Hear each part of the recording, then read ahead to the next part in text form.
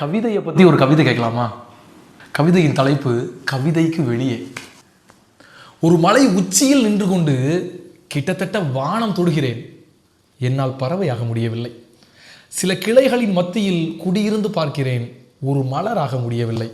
கீழே விழுந்த பேனா எடுக்கும்போது யாருக்கும் தெரியாமல் தவழ்ந்து பார்க்கிறேன், என்னால் குழந்தையாக முடியவில்லை. புல்லுக்கு வலிக்காமல் புல்வெளிகளில் அமர்கிறேன், என்னால் பனித்துளியாக முடியவில்லை.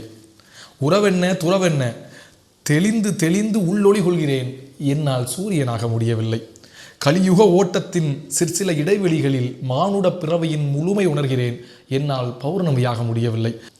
என்னை வீழ்த்த நினைப்பவருக்கு வாழ்த்து சொல்லுகிறேன், புதைக்க நினைப்பவரிடம் பூத்து நிற்கிறேன், என்னால் கடவுளாக முடியவில்லை. உங்களாலும் முடியாது. ஆதலால் இவ்வுலகம் எத்தனையோ கவிதைகளுக்கு கடமைப்பட்டிருக்கிறது.